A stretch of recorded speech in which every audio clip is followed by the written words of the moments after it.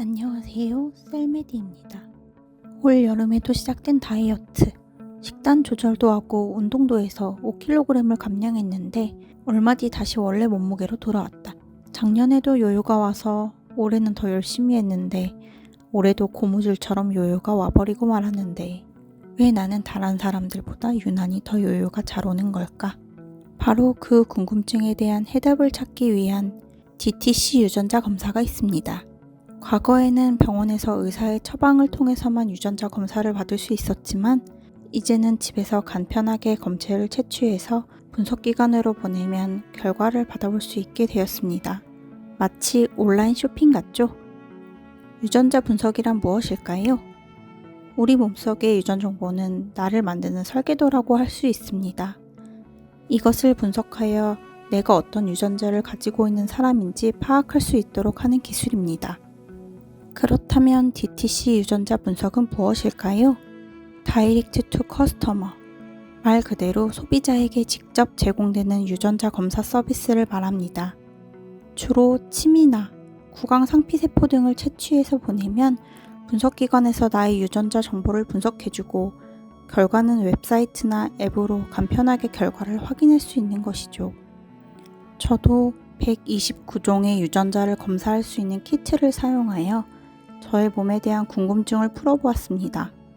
해당 검사기관에 회원가입 후 구매한 제품 번호를 나의 계정에 등록하면 가입 시 나의 정보와 내가 보낸 검체를 매칭하여 검사를 진행하게 됩니다.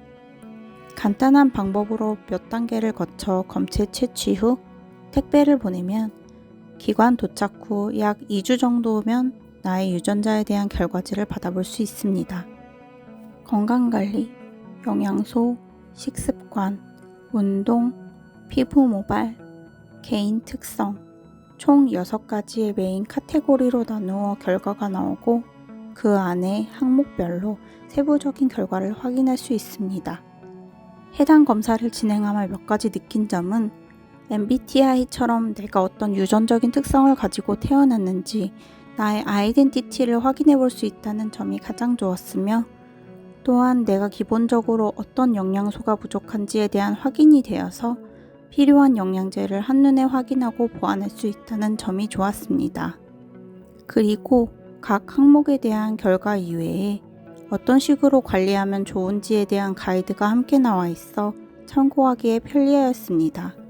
다만 항목이 워낙 많고 글씨가 많아 보다 보면 집중력이 떨어질 수 있다는 점이나 이 검사는 현재의 나의 상태가 아닌 기본적으로 내가 가진 유전자에 대한 부분이기 때문에 현재 나의 상태와는 동일하게 비교해서는 안 된다는 것을 알아둘 필요가 있습니다. 그럼 현재 DTC 유전자 분석은 최대 몇 가지 항목을 분석할 수 있을까요?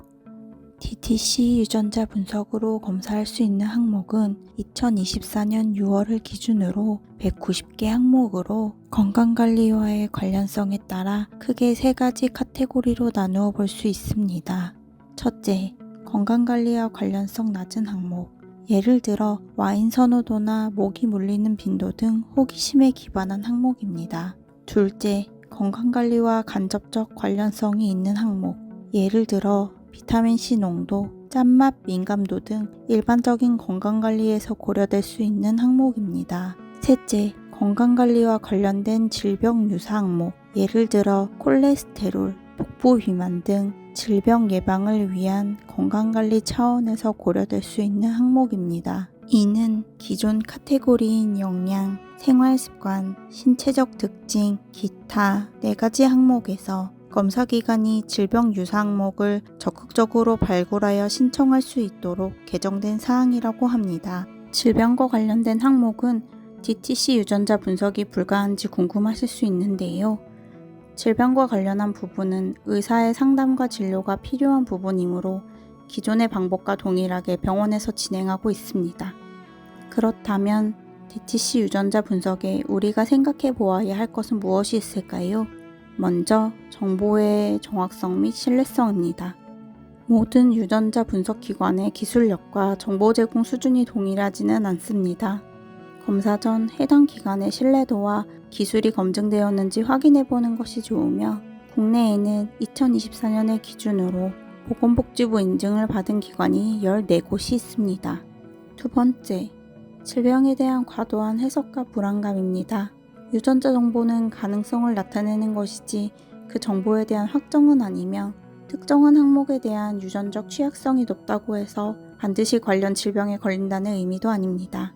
또한 검사 결과는 전문가의 상담 또는 진료의 과정이 없기 때문에 진단의 목적으로 보아서도 안 됩니다. 따라서 검사 결과를 가지고 질병에 대한 과도한 해석 및 불안감을 가지는 것보다 앞으로의 나의 건강에 대한 참고사항 정도로 생각하고 보다 정확한 진단은 전문가와 상담해야 할 것입니다. 마지막으로 개인정보 및 유전정보의 유출입니다. 유전정보는 개인을 나타내는 가장 민감한 정보입니다. 이에 대한 정보 보안이 어떻게 이루어지고 검사 결과 및 데이터가 어떻게 관리 및 사용되는지 검사 시 해당 기관 약관 및 정책 등의 확인이 필요합니다. 유전자 검사는 내 몸을 더 잘 이해하고 건강한 삶을 위한 첫걸음이 될 수 있습니다. 우리 일상으로 들어온 이 기술을 제대로 알고 현명하게 사용하는 것이 중요합니다. 의학과 관련된 궁금증이 있으시다면 댓글로 남겨주세요.